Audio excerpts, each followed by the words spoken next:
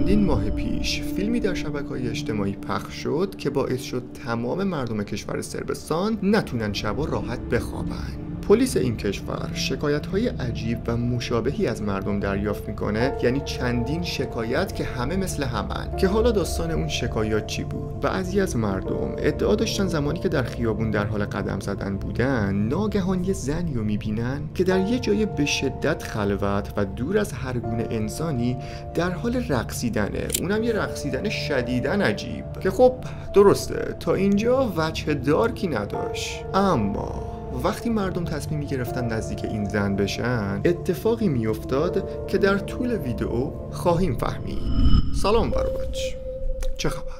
و بله، امشب برگشتیم با یه مبحث شدیداً معروف که خیلی ازم درخواست کردن راجبش ویدیو بذارم، که اون بحثی نیست جز زن رقصنده صربستانی که داستانشو وقتی خوندم انصافاً ترسناک بود. اما قبل از اینکه داستان رو با هم بررسی کنیم، مثل همیشه قرار فیلمایی رو ببینیم که خواب شب رو ازمون میگیره، یعنی همون سبک مورد علاقه شما که بهش میگیم فیلمای ماورالطبیعه. اولین فیلم که با دیدنش ممکنه خیلی تعجب کنن مربوط میشه به یکی از بیمارستان‌های کشور آرژانتین که نگهبان این بیمارستان اتفاقی واسش میفته و ضبط میکنه که دیوانه‌وار عجیبه.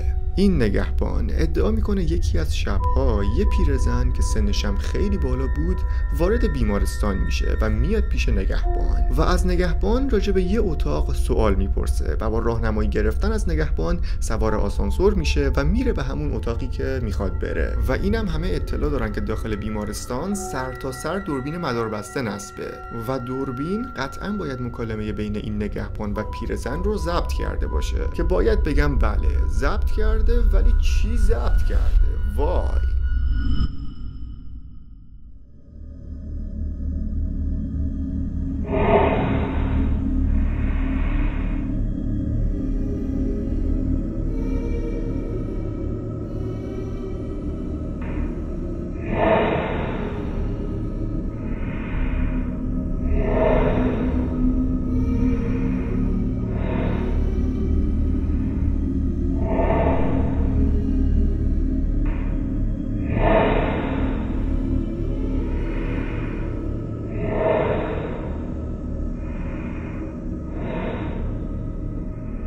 ببینید، قاطعانه میگم این فیلم یکی از عجیب ترین فیلماییه که طی این 3 سالی که داخل یوتیوبم دیدم. و حالا ممکنه خیلیا بگن نکنه نگهبان یه چیزی زده و حالش خوش نیست، نکنه یه کاسه زیر نیم کاسه و از این حرفا، که باید بگم اگه دقت کنید در بیمارستان باز شد و به محض اینکه در باز میشه نگهبان میره سمت اون پیرزن و وحشتناکتر از همه نگهبان اسم پیرزن رو ازش پرسید و اسم پیرزن رو یادداشت کرد توی دفتر. اما حدس بزنید اون پیرزن که اسمشو داخل دفتر یادداشت نوشته بود کی بوده؟ یکی از بیمارهای این بیمارستان که دقیقاً روز قبلش فوت کرده.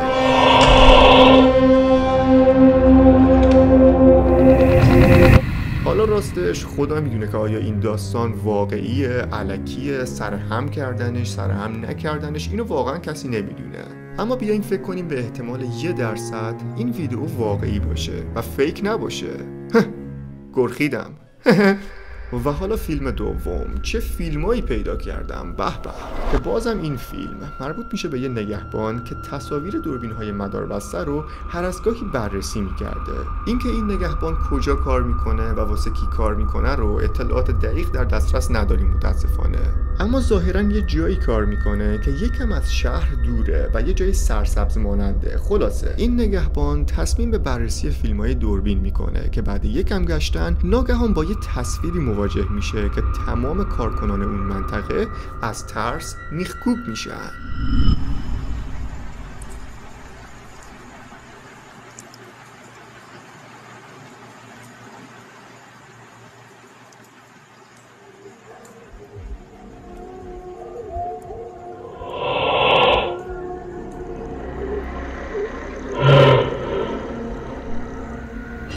آقا من الان یه آدم میبینم، شایدم 2 تا، که دارن 4 دست و پا راه میرن و اصلا قیافه آدمی زادم ندارن اینا، که درسته خیلی ترسناک بود و ترسناکتر از همه اینا از نظر من اینه که ما اطلاعی نداریم که آیا این فیلم ها واقعی هن یا الکی و همین گمراه بودن و در گمراهی قرار در همین گمراهی قرار گرفتنه که به شدت این فیلم ها رو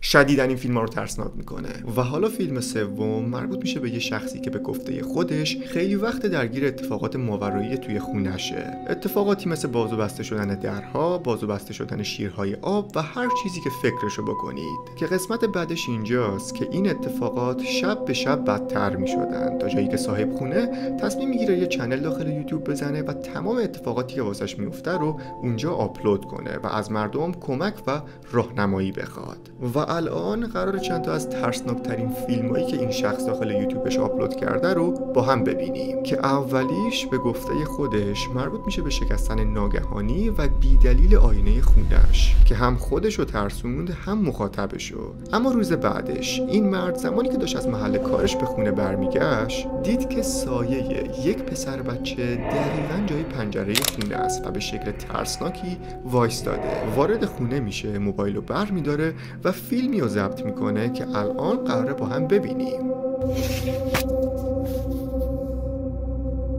Is that water?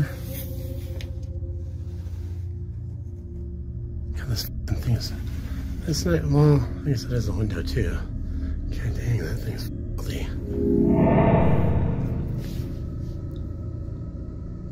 Hello? Hello?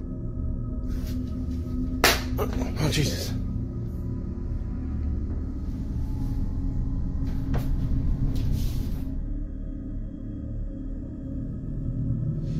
I got bad posture. We can fix that.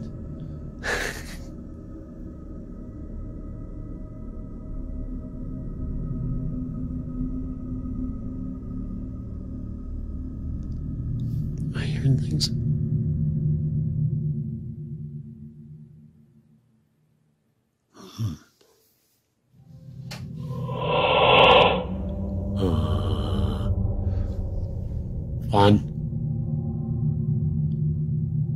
Fun.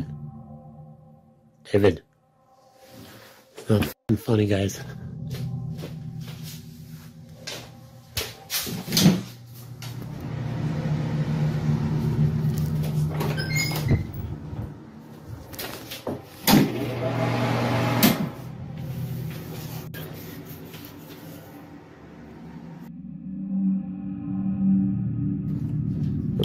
Chills, dude. How the fuck bad?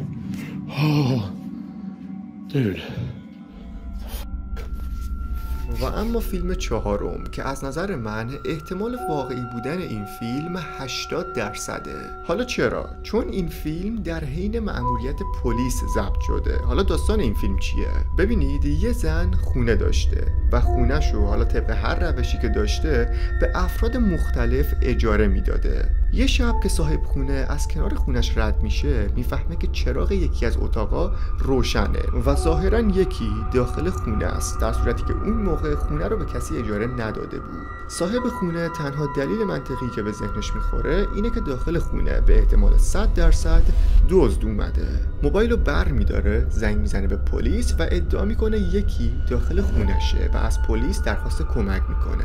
بعد چند دقیقه پلیس میرسه و شاید خیلیا بدونن اما پلیسای کشورهای خارجی، حالا نمیدونم ایران هم هست یا نه، اینجای لباسشون دوربین دارن که حالا مثلا حین جنایتی، قتلی یا هر چیزی اتفاق افتاد یه مدرک معتبر با این دوربین بتونن ثبت کنن. که الان بیاین با هم تصویری که این دوربین در این مأموریت ضبط کرده رو با هم ببینیم. They're out of town right now. They're with his parents. And how many rooms do you have?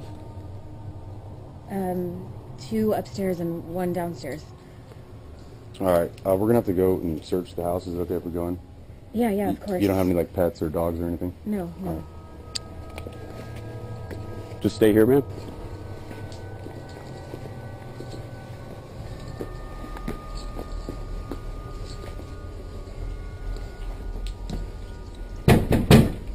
Police, if anyone's here, make yourself known.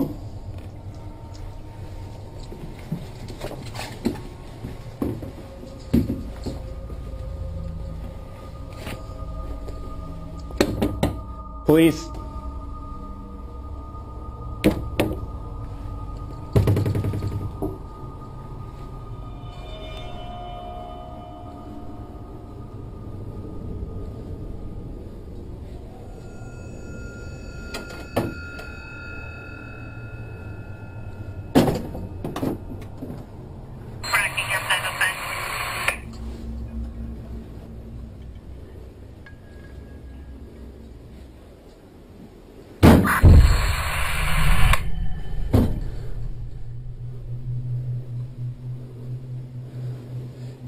Anyone inside? I'm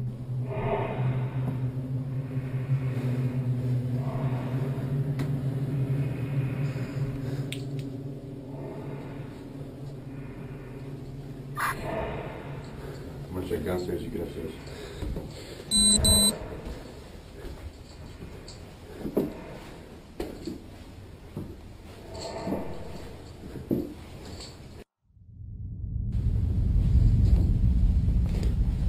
Police. Anyone inside, make yourself known.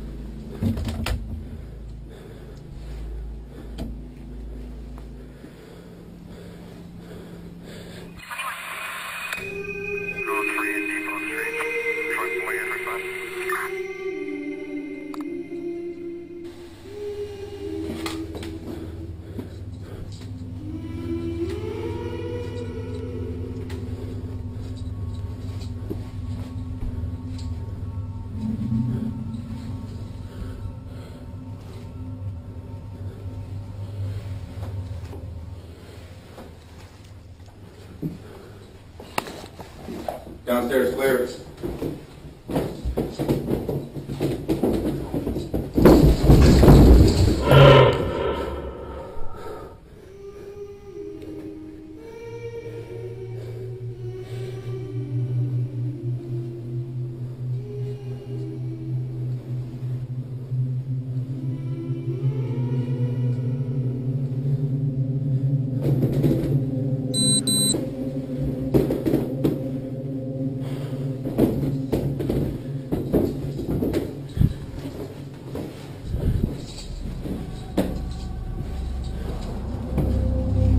Upstairs clear?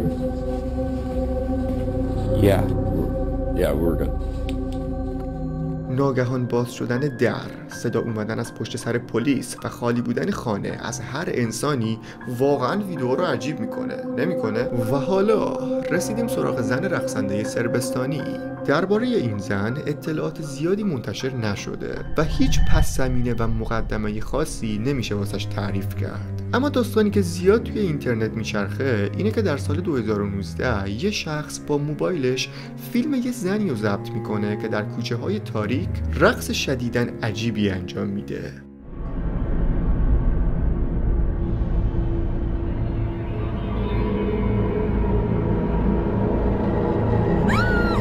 داستان فقط اینجا تموم نمیشه. این زن در حال رقصیدن واقعا مشخص نیست هدفش از این کار چیه. با یه لباس عجیب، فیسی عجیب و رقصی عجیب داره کار خودش رو انجام میده. اما این زن به گفته خیلیا مسلحه و سلاح سرد داره، یعنی همون چاقو، که اگه کسی رو اطراف خودش ببینه رقص رو متوقف میکنه و میره سمتش و اگه گیرش بندازه بلای وحشتناکی سرش میاره. زمانی که این فیلم برای اولین بار در سال 2019 آپلود شد کسی بهش توجهی نکرد، تا اینکه همین چند ماه پیش افراد بسیار زیادی این زن رو توی کوچه پس کوچه های شهر در حالی که داره میرقصه پیدا میکنن. بعد از اینکه حسابی این خبر سر و صدا میکنه، پلیس شکایت هایی دریافت میکنه که همه مثل همن و همه دارن راجع به یه زن رقاص که سلاح سرد به خودش داره و اصلا معلوم نیست روانیه یا سالمه یا نه شکایت میکنن، که پلیس معمولا به چنین بحثایی توجه نمیکنه. اما خب دیدم که میگن پلیس پیگیر این زن است و شدیداً پرونده جدی هستش،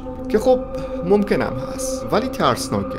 واقعا فرض کن رفتی صربستان، داری قدم میزنی و کیف میکنی واسه خودت که یهو یه زنی رو میبینی که داره میرقصه و بعد با نهایت سرعت بهت حمله میکنه که اگه الان داخل یوتیوب، اینستا و هر جایی این زن رو سرچ کنین اسمشو، یه عالم فیلم دربارش میاره که از نظر من خیلی بچگانه است. داری راه میری، یه زن داره میرقصه که تیزی هم با خودش داره و بعد اینکه تو رو میبینه بای، که اگه با چشمای باز بهش نگاه کنید باگ به شدت زیاد داره. معمولا در چنین مواقعی کسی نیست که موبایلشو در بیاره و اینقدر تمیز فیلم ضبط کنه. دوما تا الان قتلی درباره این داستان نداشتیم که تایید شده باشه. پس چه نتیجه‌ای میشه گرفت؟ میشه گفت که تمام افراد داخل ویدیو یا موفق شدن از دست این زن فرار کنن یا همه چی ساختگی بوده و ساختن یه همچین فیلمی با چند تا رفیق اصلا کاری نداره.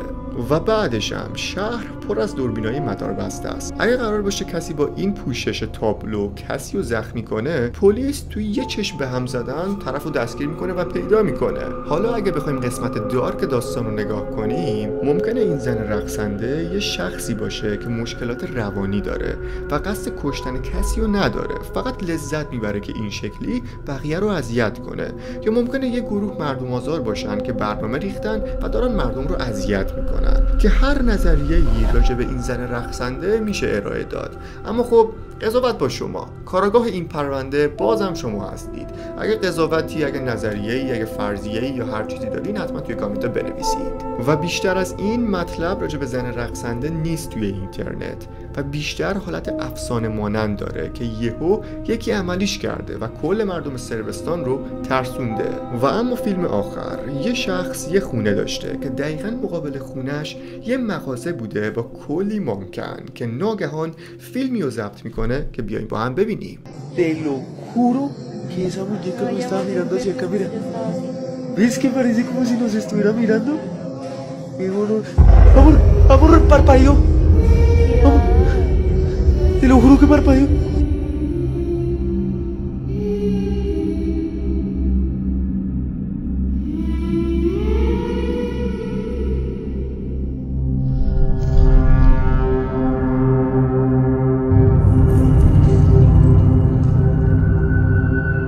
خیلی خب برای بچینم از این ویدیو بود. مرسی که فیلمو تا اینجا تماشا کردید. 3 تا فیلم اول اگه از حق نگذریم انصافا ترسناک بود. حالا بقیه هم ترسناک بود ولی اون 3 تای اول شدیداً گرخیانه ترسناک بود. خب اینم از این ویدیو بود. امیدوارم لذت برده باشید. اگه ترسیدین، اگه هیجان داشت، اگه آدرنالین خونتون رفت بالا، حتما با لایک کردن، کامنت گذاشتن و سابسکرایب کردن یه حمایت به این ویدیو و بنده بکنید. عشق منید و تا فیلم‌های بعد، خدا نگهدار.